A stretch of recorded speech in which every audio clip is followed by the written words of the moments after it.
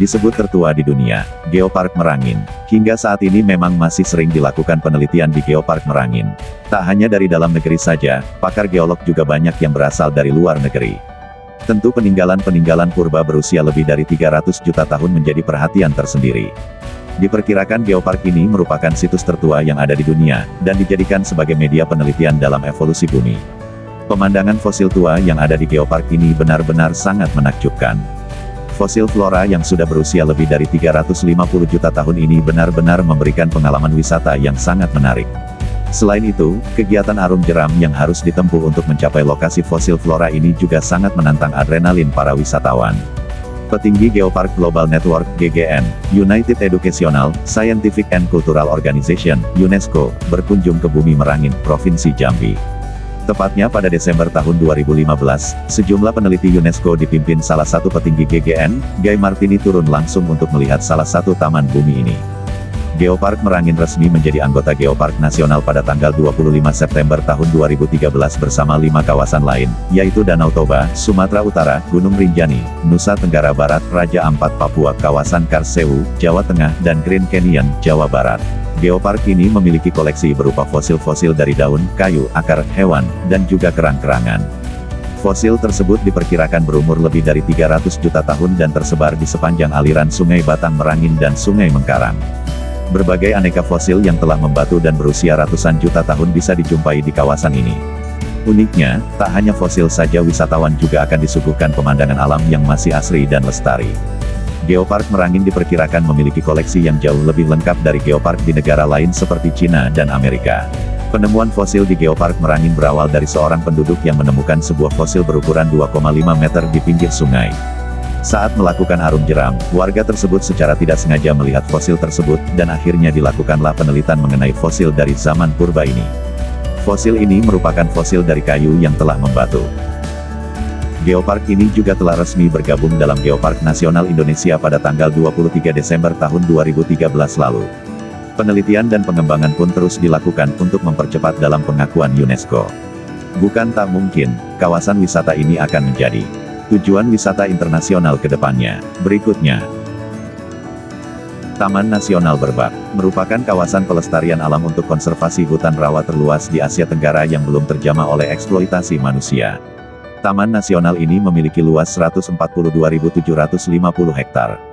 Keunikannya berupa gabungan yang menarik antara hutan rawa air tawar dan hutan rawa gambut yang dalam konservasi harimau, Tiger Conservation Landscape di Sumatera yang direkognisi berdasarkan Peraturan Menteri Kehutanan tentang Strategi dan Aksi Konservasi Harimau Sumatera. Taman Nasional Berbak merupakan kawasan yang belum terjamah oleh eksploitasi manusia. Keunikannya berupa gabungan yang menarik antara hutan rawa gambut dan hutan rawa air tawar yang terbentang luas di pesisir timur Sumatera. Jenis tumbuhan di Taman Nasional antara lain meranti, soreasep, dan berbagai jenis palem. Berikutnya, Candi Muara Jambi adalah sebuah kompleks percandian agama Hindu-Buddha terluas di Asia Tenggara, dengan luas 3.981 hektar, yang kemungkinan besar merupakan peninggalan Kerajaan Sriwijaya dan Kerajaan Melayu. Candi tersebut diperkirakan berasal dari abad ke-7 sampai 12 Masehi. Candi Muara Jambi merupakan kompleks candi yang terbesar dan yang paling terawat di Pulau Sumatera. Kalau Candi Borobudur menjadi salah satu kompleks candi terbesar di Indonesia. Tapi, tahukah kamu kalau Indonesia masih punya satu candi yang tak kalah luasnya dari Borobudur? Ya, candi tersebut adalah Candi Muaro Jambi. Fakta menarik Candi Muaro Jambi. Candi yang luasnya 8 kali dari Borobudur.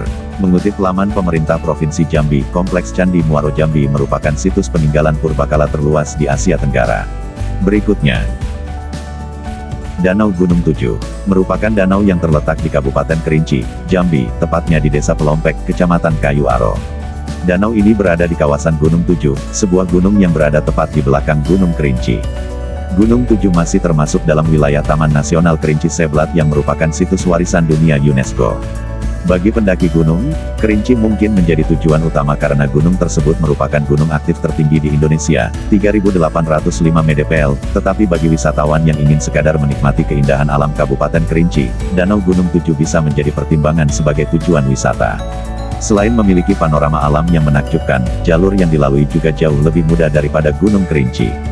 Danau Gunung Tujuh juga merupakan salah satu danau tertinggi di Indonesia. Danau ini berada di ketinggian 1950 meter di atas permukaan laut dan merupakan danau yang berada di ketinggian di Indonesia setelah 13 danau-danau kecil yang terdapat di Gunung Talamau, Sumatera Barat di ketinggian 2750 meter dpl. Dengan ketinggian hampir 2 km dpl itu bisa dibayangkan betapa dinginnya air Danau Gunung Tujuh di pagi hari. Meskipun begitu, berendam di Danau Gunung Tujuh dengan air yang sangat dingin menjadi tantangan sendiri bagi para pendaki. Rekomendasi terbaik destinasi wisata Jambi. Berikutnya, penemuan perahu kuno di Desa Lambur, Kabupaten Tanjung Jabung Timur, Provinsi Jambi, menjadi bukti bahwa nenek moyang orang Indonesia telah mampu membuat kapal yang bisa dipakai untuk menjelajahi dunia sejak awal abad 16 Masehi. Periode ini adalah masa sebelum kedatangan bangsa Eropa ke Nusantara. Penjelasan mengenai kapal tersebut diungkapkan oleh dosen Departemen Arkeologi Fakultas Ilmu Pengetahuan Budaya FIB, Universitas Indonesia, UI, Ali Akbar, saat memaparkan hasil penelitiannya terkait perahu kuno di Desa Lambur itu. Penemuan kapal ini menunjukkan bahwa bangsa Indonesia telah mampu membuat kapal besar yang mampu menjelajah sangat jauh di lautan lepas, bahkan sebelum kedatangan bangsa Eropa, ujar AB, sapaan Ali Akbar. Berdasarkan hasil riset yang dilakukan AB dan timnya, perahu kuno itu berasal dari awal abad ke-16 Masehi. Oh ya sahabat budiman, perkebunan teh kayu aro di Kerinci juga termasuk perkebunan teh tertinggi di Asia Tenggara dan serta nomor 2 tertinggi di dunia, berada di ketinggian elevasi 1.600 meter.